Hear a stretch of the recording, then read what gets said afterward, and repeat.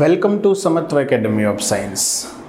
સો આજનો આ video record કરવાનો મુખ્ય હેતુ બી ગ્રુપના સ્ટુડન્ટ માટે છે. સો બી ગ્રુપના સ્ટુડન્ટ અત્યારને તમે ઓનલાઈન ઘણી બધી ઇન્ફોર્મેશન સાંભળતા હશો કટ ઓફ વિશે, નીટના પેપર વિશે, કે ઘણા બધા મંતવ્યો બધા એક્સપર્ટ દ્વારા આપવામાં આવે છે અને ઘણી બધી વાતો અત્યારે ઓનલાઈન ચાલી રહી છે ને તમે આસપાસથી ઘણી બધી વાતો સાંભળતા હશો. સો બી ગ્રુપના દરેક વિદ્યાર્થીઓના મનમાં અત્યારે એક પ્રશ્ન છે કે આ વખતે કટ ઓફ લેવલ કેટલું આવશે, કે MBBSમાં એડમિશન મળશે કે નહીં મળે, પેપરનું લેવલ ધાર્યા કરતાં વધારે અઘરું હતું.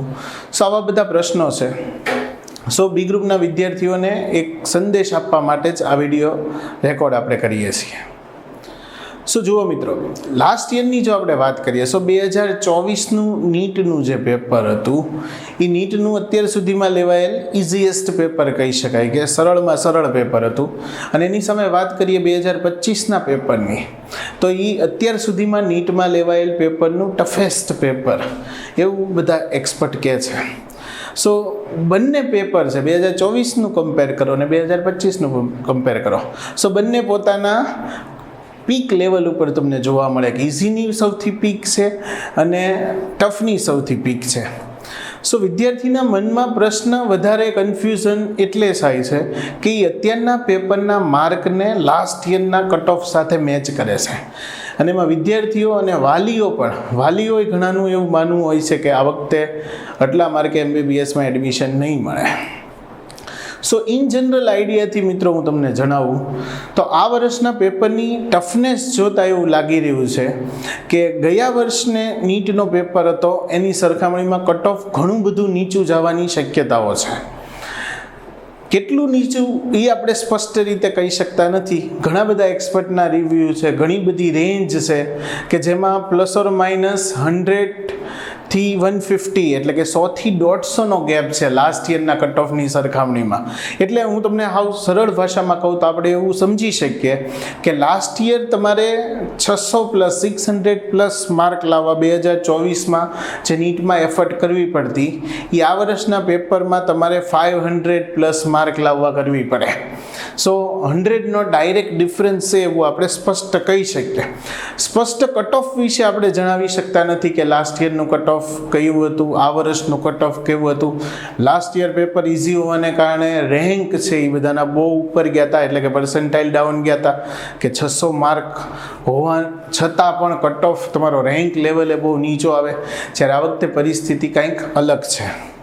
બીજું એક કહેવાનું, આ વખતે કટ ઓફ છે તમારો રેન્ક જે આવશે એમાં પણ ખાસો ફરક આવવાની શક્યતાઓ છે.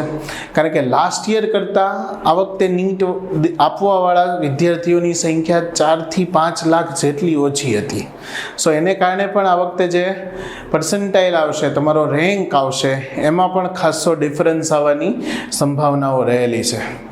સો બી ગ્રુપના વિદ્યાર્થીઓને મારો એક જ મેસેજ છે કે જો તમે 450+ સ્કોર કરો છો તો તમારે હાલના સમયે બહુ વિચારવાની જરૂર નથી. રિલેક્સ મોડમાં રહ્યો, તમારે વેકેશન છે એને એન્જોય કરો અને કટ ઓફ આવે, મેરિટ મુકાય એને તમારે રાહ જોવાની છે. પેનિક થઈને એવા કોઈ ડિસિઝન લેવાની જરૂર નથી કે તાત્કાલિક એડમિશન લઈ લઈએ કે 480 માર્ક છે, 490 માર્ક છે, 500 આસપાસ છે તો MBBSમાં ચાન્સ નથી. ઘણાનું એવું ડ્રીમ હોય કે આપણે ગવર્મેન્ટ કોલેજમાં જ લેવું છે, બીજી કોઈ કોલેજમાં MBBS કરવું નથી, તો રીનીટ ઓપ્શન વિચારતા હોય અથવા બીજી કોઈ બ્રાન્ચમાં લેવાનું વિચારતા હોય. સો મિત્રો, જે લોકોને 450+ માર્ક થાય છે, તમે પેપર મુજબ કી મુજબ ચેક કર્યા હોય એ મુજબ, તો એ લોકોએ મારી દ્રષ્ટિએ અથવા મારી એડવાઇસ એવી છે કે એ લોકોએ કટ ઓફ આવે એની રાહ જોવાની જરૂર છે. રિઝલ્ટ, કટ ઓફ બધું એકાદ મહિનામાં લગભગ આપણને પરફેક્ટ આઈડિયા આવી જશે. જે લોકોએ બિલો 400 સ્કોર કર્યો છે એ લોકો એ મોટા ભાગે, હવે જો એનું એવું જ ડ્રીમ હોય કે ગવર્મેન્ટમાં જ લેવું છે, સેલ્ફ ફાઇનાન્સમાં નથી લેવું MBBS, તો એ લોકોએ એનું આગળનું ડાયરેક્શનમાં વિચારવાનું શરૂ કરી દેવું જોઈએ. હાલમાં હમણાં જ આપણે વિરાજભાઈ હારે ઓનલાઈન મિટિંગ થઈ હતી, એમાં એમણે બધા બ્રાન્ચ ઇન્ફોર્મેશનની તમને એડવાઇસ બધી આપી હતી કે કઈ કઈ બ્રાન્ચ છે, તો વિદ્યાર્થીઓને એમાંથી કોઈ બ્રાન્ચ સિલેક્ટ કરવાની હોય સો એની જે રજિસ્ટ્રેશન પ્રોસેસ છે ને એમાં આપણે આગળ વધવાનું શરૂ કરી દેવું જોઈએ.